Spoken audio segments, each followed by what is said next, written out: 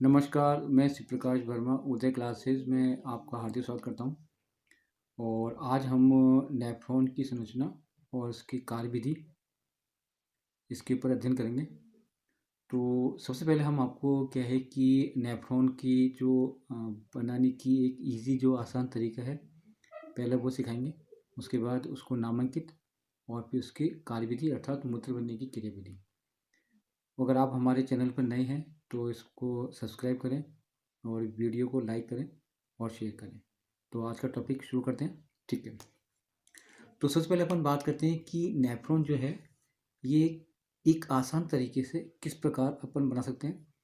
तो आपको क्या करना है कि यू मतलब 2 बार यू बनाना है और उनको आपस में आपको मिलाना है उनको। और आपका इनको मिलाने के बाद आपका एक नेफ्रॉन का स्ट्रक्चर बन जाता है। तो देखो मैंने कैसे बनाया। सबसे पहले आप एक यू बनाइए इस शेप में, ठीक है। और इस यू बनाने के बाद आप क्या है इसको इसके समांतर एक रेखाखंड और खींचते हैं अपन इस प्रकार से, लेकिन इसको पूरा मिलाना नहीं है इस शेप में, राइट। यहाँ से इन दोनों रेखाओं को आपस में मिलाना है अपने को। और इसके बाद इस रेखा को थोड़ा सा एम के रूप में शेप देना है यहाँ तक, ठीक है। और जो दूसरी वाली लाइन है वो भी इसके समांतर लेके चलना है अपने को इस शेप में, ठीक है। फिर हम क्या करना है कि यहाँ तक आपस में इसको समांतर लेके आना है। फिर यहाँ वापस एक यू का स्ट्रक्चर बनाना है, थोड़ा सा इसको मोटा करना है और एक यू आकार का शेप हमें यहाँ देना है। ऐसे ही इस लाइन को इसके पैरेलल लेकर के आना है अपने को, ठीक है। और जैसे अपन ने यहाँ स्ट्रक्चर किया था वैसे अपने को यहाँ बनाना है इस शेप में। और इस लाइन को यूँ लेते हुए और एक वन का रूप दे देना है, वन सिंगल एक इस शेप में।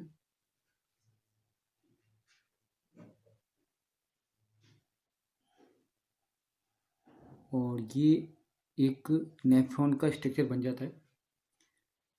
और यहाँ पर अपने को इस प्रकार से कुंडलित नलिका बनानी है,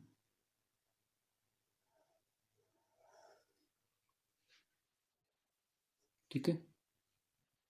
इसको थोड़ा सा बड़ा बनाना है इस शेप में।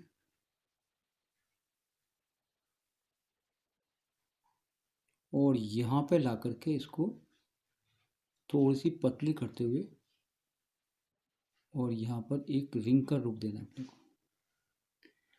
तो ये आपका एक नेफ्रॉन का स्ट्रक्चर बन जाता है। और इसके अंदर किस भाग को क्या बोलते हैं वो अपन यहाँ पे लिख देते हैं अपन। तो शुरुआत करते हैं यहाँ से। ये जो भाग है, ये जो शेप है यहाँ तक की, इसको बोलते हैं अभिबाही धमनी। ये बोली जाती है अभिबाही धमनी। और ये जो बाहर की ओर निकलती है इसको बोलते हैं अपवाही धमनी, अपवाही धमनी, ठीक है। और इसके बाद ये जो कप रूप जो प्याली नुमा संरचना है इसको बोलते हैं बोमेन संपुट, बोमेन संपुट, ठीक।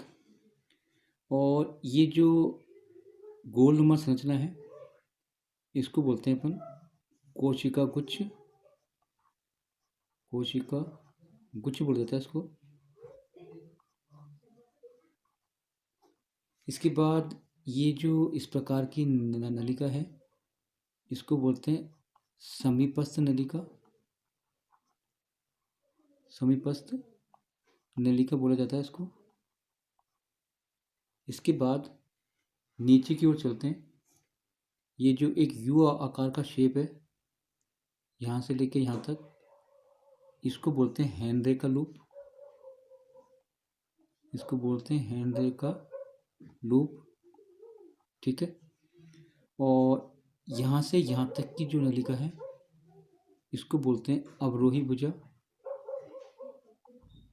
अवरोही भुजा बोली जाती है इसको। और इसके बाद यहाँ से यहाँ तक का भाग इसको बोलते हैं आरोही भुजा, ठीक। आगे की ओर चलते हैं। ये वाला जो भाग है इसको बोलते हैं दूरस्थ कुंडलित नलिका,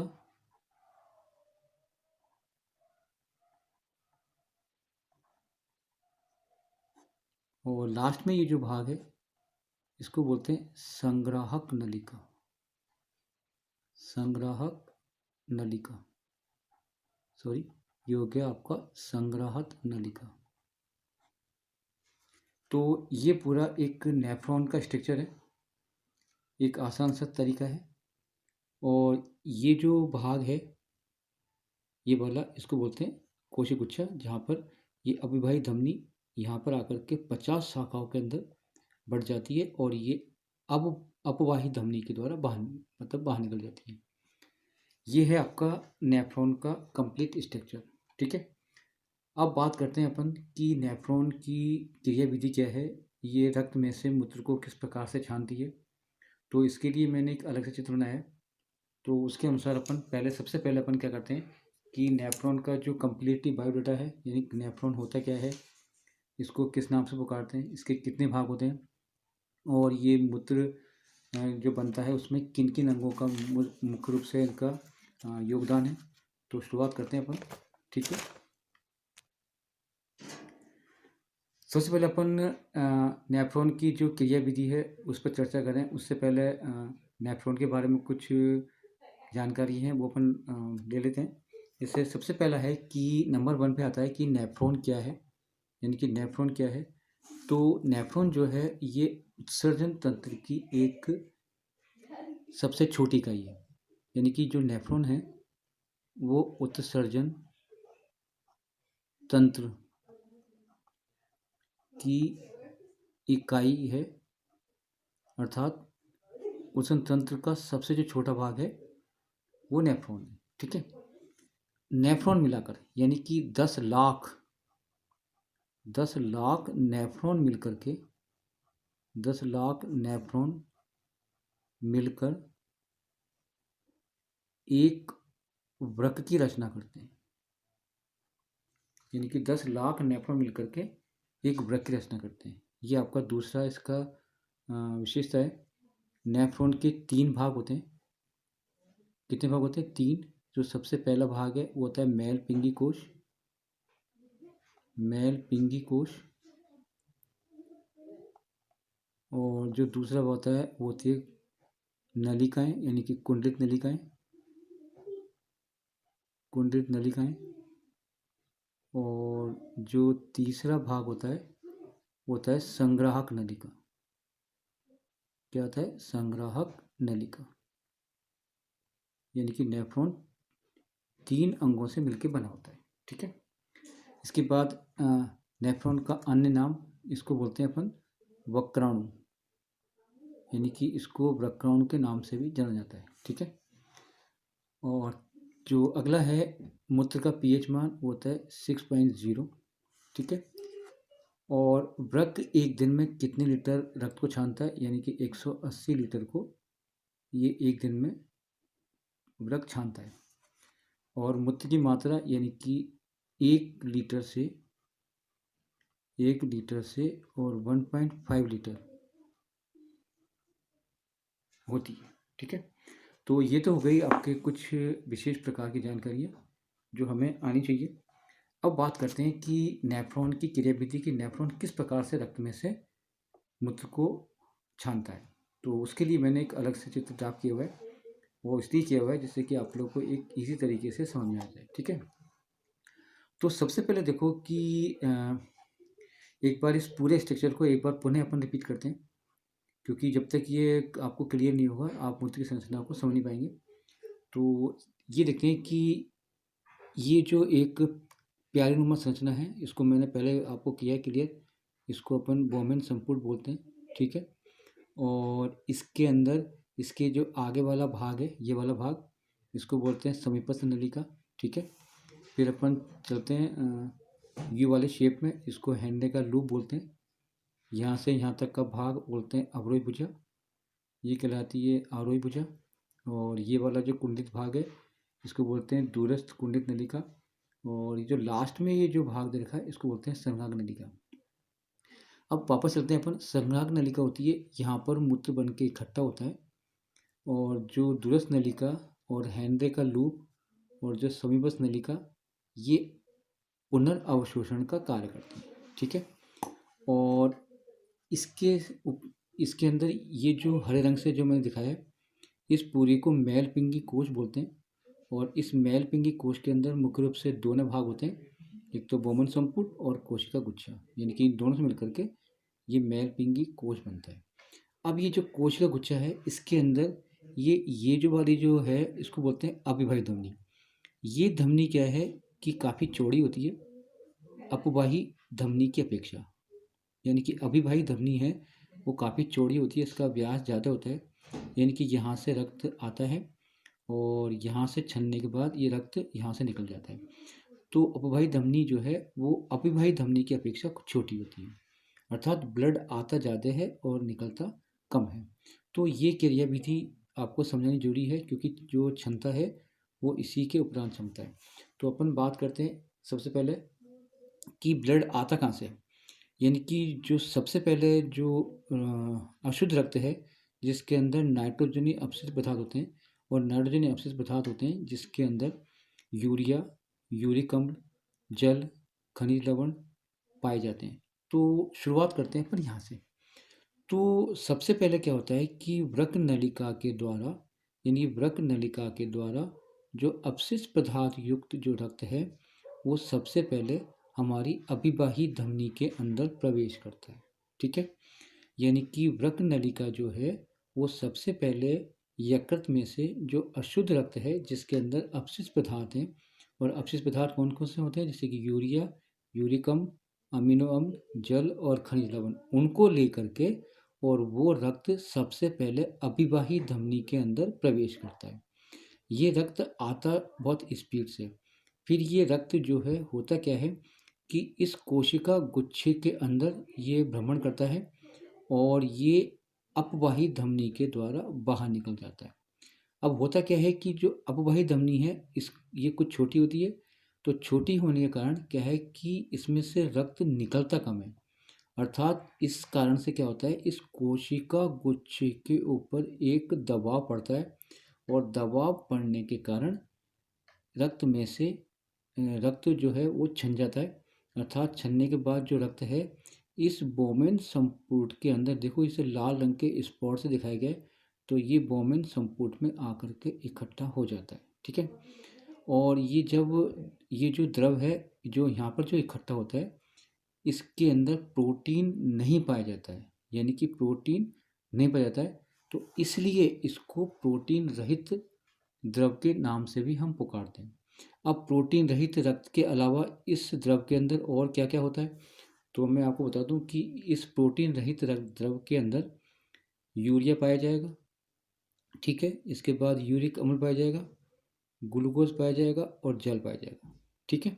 यानी कि यहाँ पर, यानी कि कोशिका गुच्छे के द्वारा जो छना हुआ द्रव है, जो कि बोमेन संपुट के अंदर आकर के इकट्ठा हुआ है, इस द्रव के अंदर प्रोटीन नहीं होता है, इसलिए इसको प्रोटीन रहित द्रव के नाम से पुकारते हैं, ठीक है। अब प्रोटीन रहित के अलावा इस द्रव में और क्या क्या होता है, तो मैं आपको बता दूं कि इस द्रव के अंदर एक तो पाया जाएगा यूरिया और पाया जाएगा यूरिक अम्ल, इसके बाद ग्लूकोज और जल और कुछ मात्रा में खनिज लवण पाए जाते हैं। अब होता क्या है, यहाँ से ये जो छना हुआ द्रव है, यानी कि जिसके अंदर ये निम्न जो पदार्थ पाए जाते हैं, वो बोमन संपुट से जो समीपस्थ नलिका है उसके अंदर आगे की ओर धीरे धीरे गति करना शुरू कर देते हैं, ठीक है। तो होता क्या है कि इस समीपस्थ नलिका, यानी कि इसके चारों ओर कोशिकाओं का जो रुधिर कोशिकाओं का एक जाल होता है। तो ये जो रुधिर कोशिकाएं हैं, इस द्रव में से जो है यूरिया, यूरिक अम्ल, ग्लूकोज और जल का अवशोषण करके उनको रुधिर में वापस भेज देती है। यानी कि इस जो समीपस्थ नलिका है, यानी कि जो हेनरी लूप है, तो इसके चारों ओर, इनके चारों ओर रुधिर कोशिकाओं का एक जाल होता है। तो ये जो रुधिर कोशिकाएं हैं, इस छने हुए द्रव में से यूरिया, यूरिक अम्ल, ग्लूकोज और जल और कुछ मात्रा में खनिज लवणों का अवशोषण कर लेती है। तो इसको बोलते हैं अपन पुनर्अवशोषण। ठीक है। अब जो यहाँ से जो रक्त है, ये रक्त क्या है कि जब अब अवरोही भुजा में से जब जाता है, तो अवरोही भुजा क्या करती है, केवल यहाँ पर जल का ही अवशोषण करती है, लेकिन जैसे कि खनिज लवण और अन्य पदार्थों का अवशोषण नहीं करती। इसके बाद ये जो अन्य जो शेष रक्त है, वो आरोही भुजा के अंदर जब यहाँ से जब जाता है, तो ये जो आरोही भुजा है, ये जल का अवशोषण नहीं करती है, केवल खनिज लवण और कुछ मात्रा में जो ग्लूकोज उनका अवशोषण करती है। यहाँ से जो रक्त है, ये जो दूरस्थ जो नलिका है उसमें होता हुआ और ये संग्राहक नलिका में पहुँच जाता है। और ये जो यहाँ पर जो भाग है, जो यहाँ पर जो द्रव पहुँचता है, वो मूत्र कहलाता है। और ये संग्राहक नलिका के द्वारा ये जो है हमारी जो मूत्र वाहिनी है, वहाँ से होकर के और ये मूत्राशय में इकट्ठा होता है और उसको समय समय पर हम अपने शरीर से बाहर निकालते हैं। तो ये है आपकी एक नेफ्रॉन की मूत्र बनने की क्रियाविधि। हम इसको एक बार पुनः रिपीट करते हैं। तो मैं एक बार आपको पुनः रिपीट करता हूँ। तो सबसे पहले होता क्या है कि मैं आपको एक बार पुनः रिपीट कर रहा हूँ कि सबसे पहले जो अशुद्ध रक्त है, यानी कि अपशिष्ट युक्त जो रक्त है, जिसके अंदर यूरिया, यूरिक अम्ल, ग्लूकोज और जल और कुछ मात्रा में खनिज लवण होते हैं, तो ये वृक्क नलिका के द्वारा अविवाहित धमनी के अंदर प्रवेश करते हैं। और यहाँ पर क्या है, कोशिकाओं का गुच्छा होता है और इस गुच्छे के द्वारा ये रक्त को छान लिया जाता है। ठीक है। और ये जो छना हुआ द्रव है, इस बोमेन संपुट में आ जाता है और इस बोमेन संपुट में जो द्रव आता है उसको प्रोटीन रहित द्रव कहते हैं, क्योंकि इसके अंदर प्रोटीन नहीं होता है। बाकी इस द्रव के अंदर जो है यूरिया, यूरिक अम्ल और ग्लूकोज और जल और कुछ मात्रा में खनिज लवण होता है। ठीक है। अब होता क्या है कि जैसे ये द्रव हम आगे की ओर चलता है, यानी कि समीपस्थ नलिका में से होकर के जब जाता है, तो इन नलिकाओं के चारों ओर कोशिकाओं का जाल होता है, यानी कि रुधिर कोशिकाओं का जाल होता है। तो ये जो रुधिर कोशिकाएं हैं, ये इस जो द्रव है उसमें से यूरिया, यूरिक अम्ल, ग्लूकोज, जल और कुछ मात्रा में जो है खनिज लवणों का अवशोषण करती हैं और उनको पुनः रक्त के अंदर भेज देती हैं। इसके उपरांत ये जो रक्त जो छना हुआ द्रव है, ये अवरोही भुजा और आरोही भुजा में जाता है। और ये जो रक्त जब यहाँ से जो ये द्रव है जब यहाँ से जाता है, तो ये जो पूर्ण रूप से इसमें से जो खनिज लवण है और जल का अवशोषण होता है। और जो द्रव है जो यहाँ पर जो संघाक नलिका में इकट्ठा होता है, वो एक मूत्र होता है और वो एक मूत्र वाहिनी के द्वारा मूत्राशय में इकट्ठा होता है, जिसको हम समय समय पर शरीर से बाहर निकालते हैं। ये है आपकी मूत्र की संरचना, मूत्र की क्रियाविधि। और हमारे चैनल को सब्सक्राइब करें, लाइक करें और शेयर करें। धन्यवाद।